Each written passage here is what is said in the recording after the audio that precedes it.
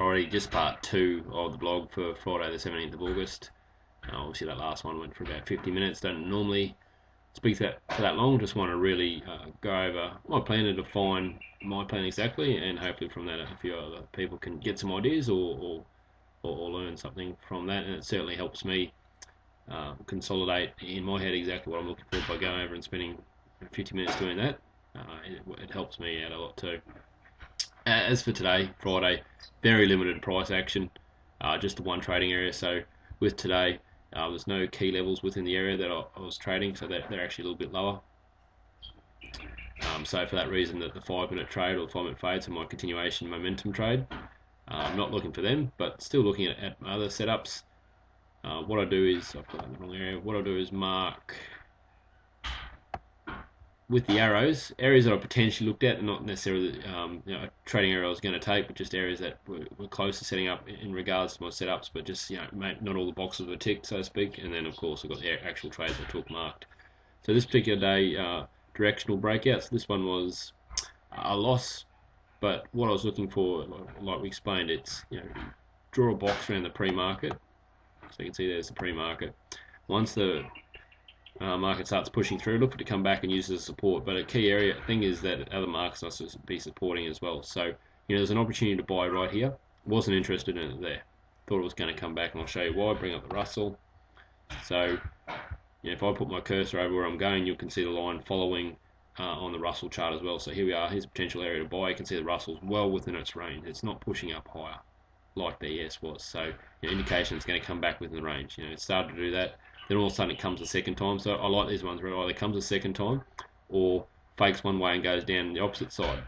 But this particular one, like it's going to be the case, so not all of them work out. But when market pushes through a second time and comes back and uses this area of support, now see where the this area here, I was looking at here. Now see where the Russell is. It's starting to really start to push up, and from there I was looking to get on and buy here. So basically the Russell, as I was buying, the Russell's sitting right up here and really starting to go. But it's ended up coming and stopping out. Actually, eventually it wouldn't have stopped me out there, but eventually would have down somewhere here. So it kind of went, then came back. But overall the area just hasn't decided to hold, and that I guess has a lot to do with the very tight range for the day.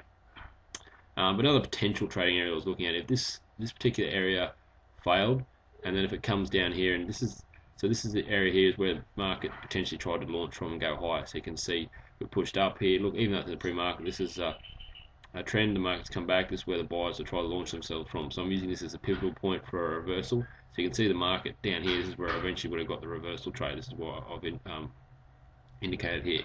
But I wasn't interested one little bit because all the other markets. Let me show you the Russell. Where's the Russell? See the Russell here in relation. So I'm on the Russell chart. Here's the Russell here. And here's the pivot point I'm looking at. Look where the Russell is. It's well and truly above that pivot, and all the markets look exactly the same. So that's a good example of using other markets. This is areas coming down and breaking. And if all the other markets are breaking this area where the buyers try to go from, I love this as a selling area, even though it was near the lows. But if you're taking the pre-market a bit, it was still within its range. Okay, but clear from the other markets, it wasn't wanting to go down, or good probability was it wasn't going to go down. So an easy one to leave there. So reversal, definitely didn't want to be part of that.